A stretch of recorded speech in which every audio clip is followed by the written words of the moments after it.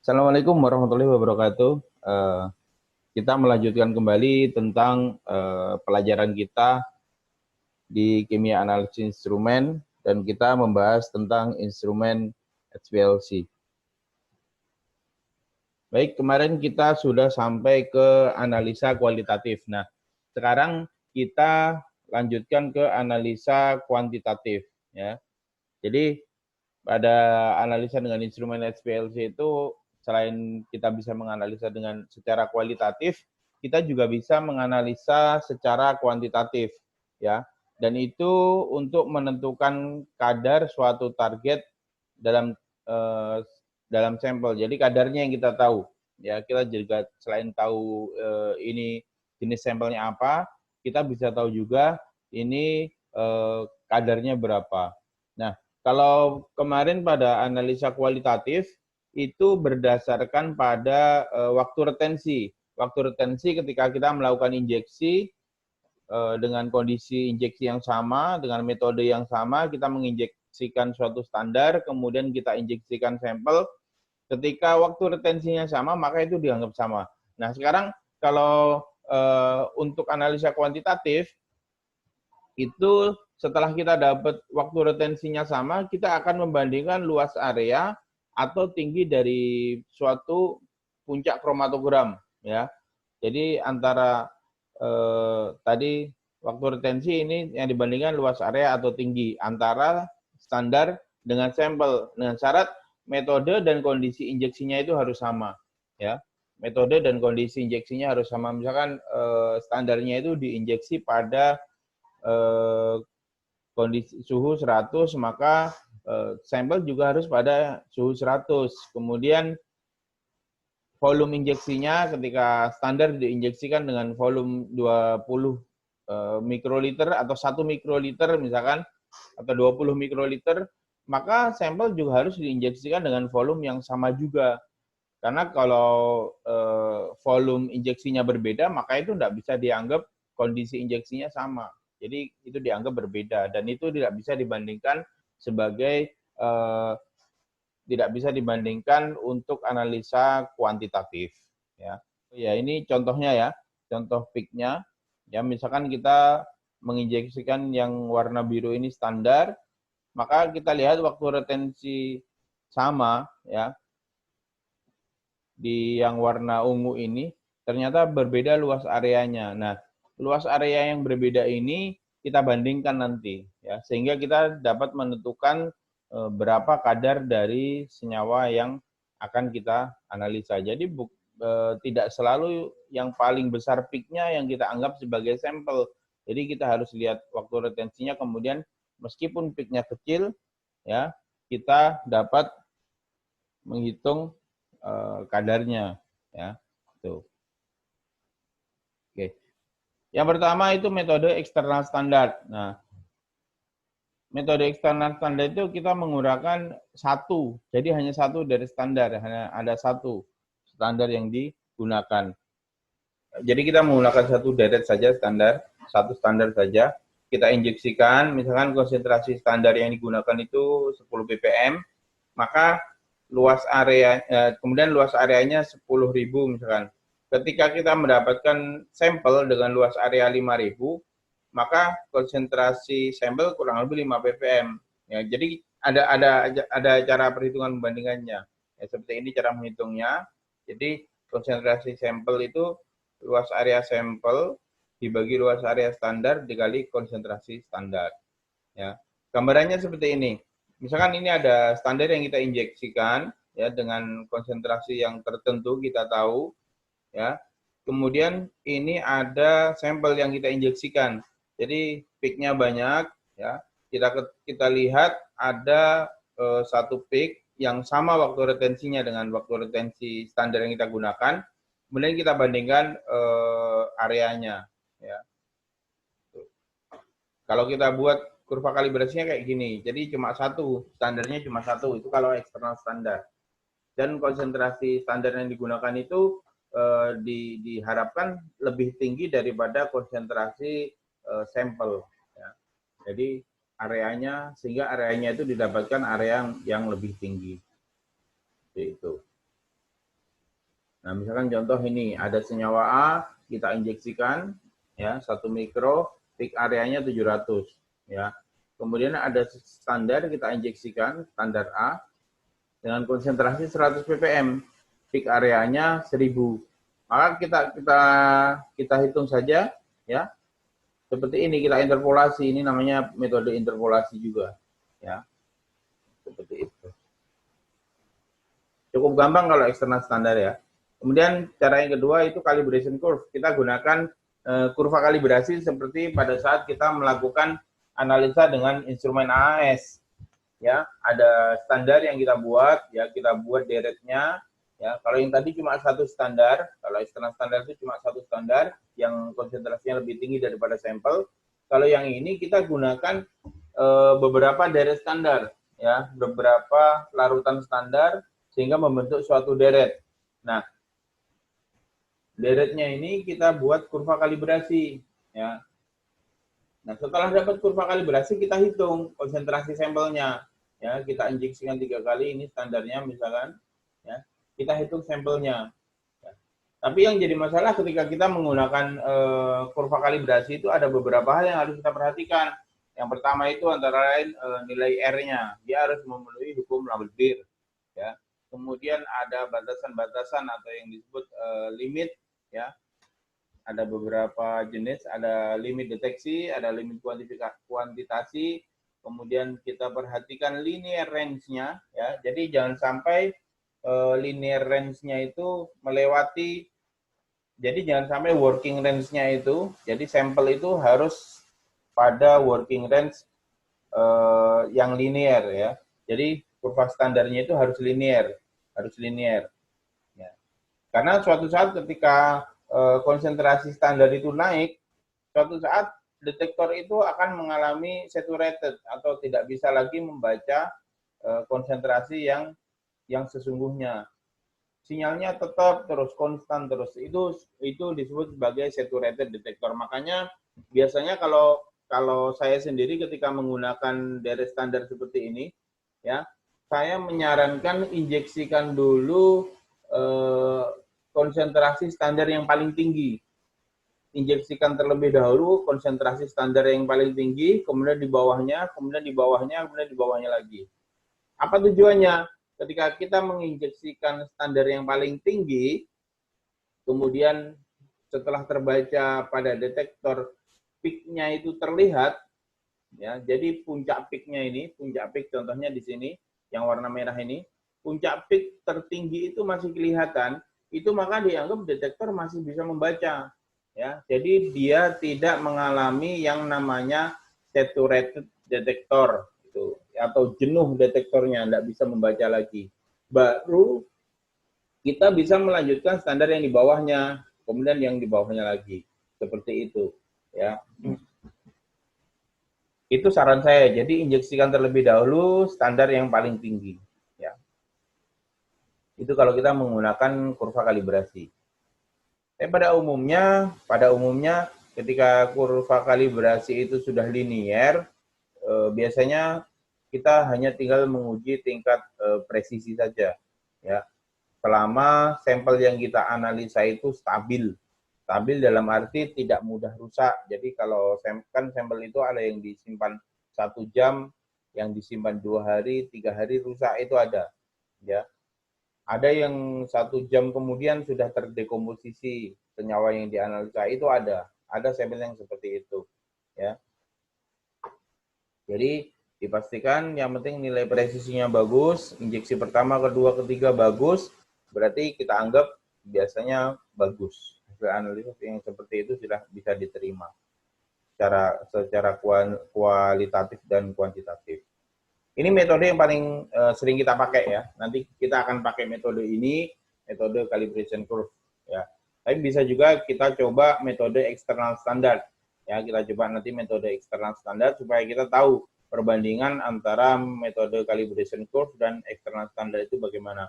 Karena kalau kita menggunakan metode eksternal standar, otomatis jumlah injeksi kita lebih sedikit, dan itu sangat menghemat waktu yang kita gunakan untuk analisa serta menghemat reaksi yang kita gunakan. Ya, karena diharapkan analisa HPLC itu, HPLC itu harus benar-benar efisien dalam hal waktu, dalam hal reaksi. Kemudian ada metode internal standar. Nah, ini metode yang cukup rumit. Ya, kita menggunakan larutan internal standar untuk menentukan kadar target dalam suatu sampel. Nah, internal standar ini harus memiliki respon yang mirip dengan target yang dianalisa terhadap detektor. Jadi, detektornya sama dan dia memiliki respon yang mirip. Biasanya ini analisa dengan metode internal standar ini menggunakan dua jenis, menggunakan senyawa yang digunakan sebagai internal standar itu mirip dengan senyawa target.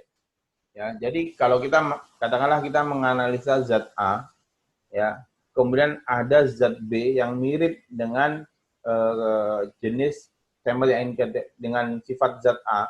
Jadi ada zat A, ada zat B yang sifatnya mirip. Biasanya kalau mirip itu peaknya berdekatan, ya, peaknya berdekatan. Ya.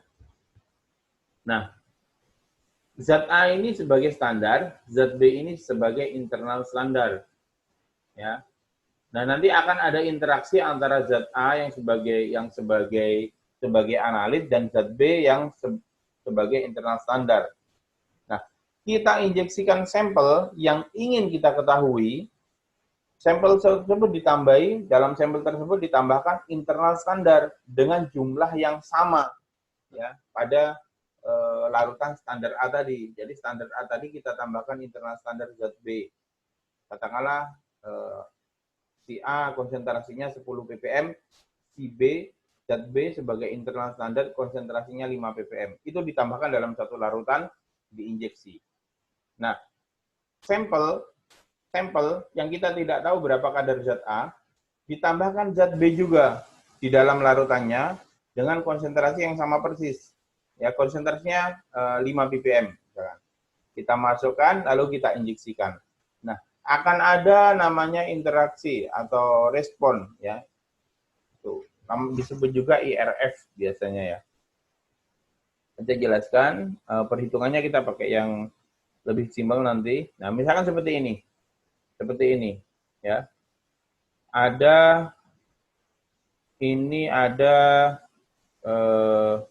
internal standar yang nomor 3 ini, yang warna ungu ini internal standar, dan yang nomor 5 ini merupakan target analisa kita. Ya, ini merupakan target analisa kita. Nah, responnya itu harusnya tetap, ya. Responnya harusnya tetap. Ya, respon rasionya tetap. Jadi ketika konsentrasi standar dinaikkan, ya, konsentrasi standar nomor 5 ini dinaikkan konsentrasinya, maka akan membentuk suatu garis linear dari interaksi zat nomor 5 dengan nomor 3. Ya, seperti itu. Jadi area analit dibagi area internal standar itu akan membentuk garis linear. Misalkan zat nomor 5 itu 100 ppm, zat nomor 3 50 ppm. Ketika diinjeksi hasilnya yang titik paling bawah dari kurva ini. Ya. Zat A dinaikkan menjadi 200 ppm. Zat nomor 5 dinaikkan, zat nomor 3 internal standar tetap. Maka ketika ditarik garis lurus dia harusnya membentuk garis linear seperti ini dan seterusnya. Jadi semakin naik konsentrasi area dari analit yang ingin kita analisa, nomor 5 dalam hal ini, maka rasio responnya akan naik juga membentuk garis lurus. Seperti itu. Contoh aplikasi. Misalkan, kita menginjeksikan larutan internal standar dan larutan standar. Misalkan internal standarnya 2000 ppm toluen. Kita gunakan toluen sebagai internal standar. Konsentrasinya berapa? 2000 ppm. Dan standar benzen 1000 ppm. Jadi target kita itu menganalisa benzen. Ya. Target kita menganalisa benzen dengan konsentrasi 1000 ppm. Nah, menghasilkan peak luas area toluen yang 2000 ppm itu 120.000 dan benzen yang 1000 ppm itu 67.000. Ya, anggaplah seperti itu. Nah, kita injeksikan larutan sampel yang sudah ditambahkan internal standar. Berapa penambahannya? Sama dengan standar yang pertama tadi. 2000 ppm toluen dan 1000 ppm benzen. Target kita masih tetap benzen. Sorry, saya rubah. Ini bukan 1000 ppm benzen, tapi benzen yang tidak diketahui, unknown benzen. Ya.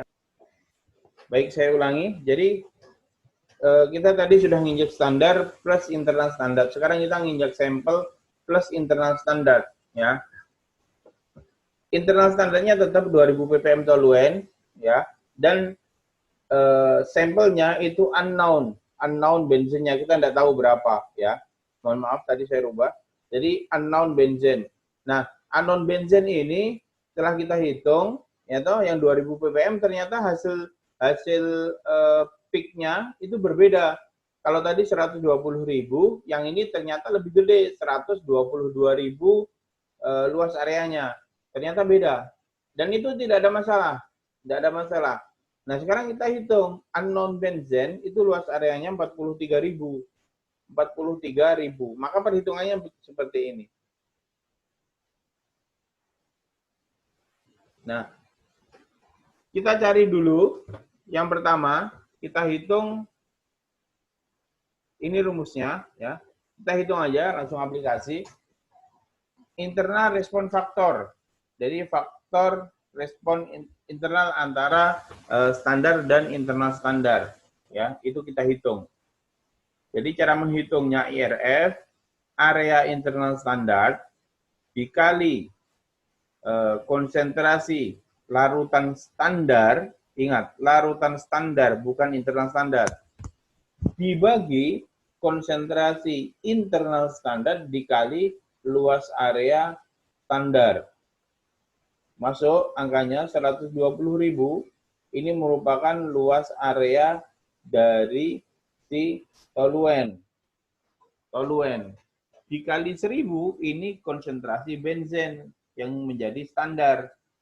Dibagi 2000, itu konsentrasi toluen. Dikali 67.000 yang merupakan luas area benzen. Nah, kita dapat 0,8955.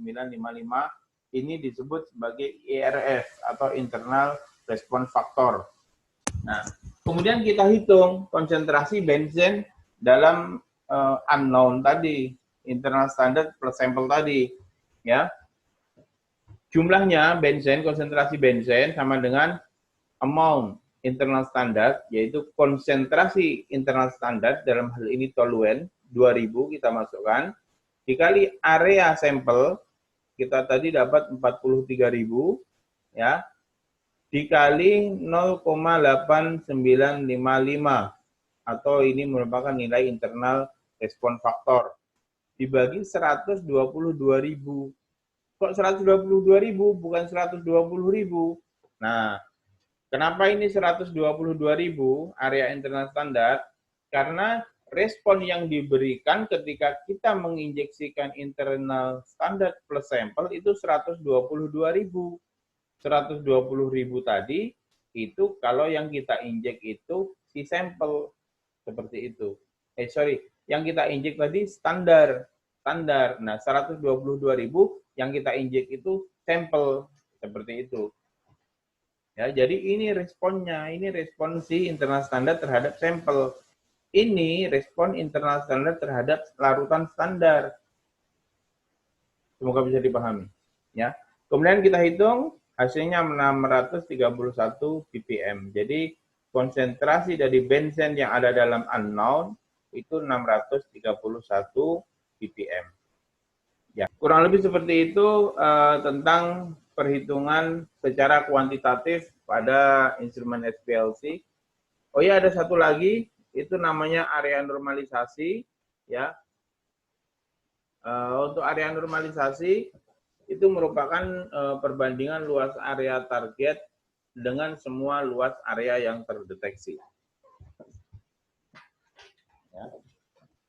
Jadi ada area target, kemudian ada luas area, semua peak itu muncul. Nah, syaratnya semua komponen harus terbaca sebagai peak. Biasanya ini untuk analisa minyak atsiri, ya. Jadi ada minyak atsiri itu dalamnya ada banyak sekali komponennya, banyak sekali kandungan yang ada dalamnya.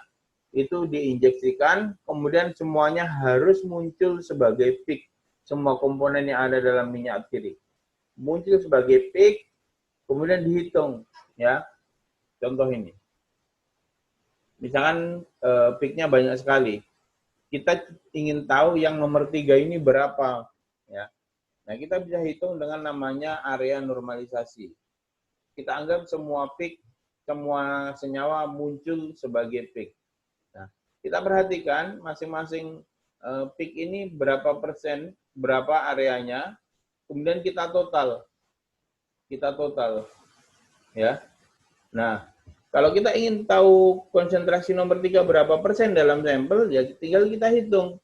Luas areanya dibagi semua total luas area dikali 100%, maka didapatkan 17,3%. Nah, itu tadi cara analisa secara kuantitatif dari instrumen SPLC atau kromatografi yang paling sering digunakan ketika kita melakukan analisa di laboratorium, ya. Semoga bisa dipahami. Jika ada pertanyaan nanti bisa ditanyakan di Google Classroom atau di link YouTube langsung. Tapi saya sarankan nanti bertanya di Google Classroom supaya kita semua bisa memantau. Sekian. Wassalamualaikum warahmatullahi wabarakatuh.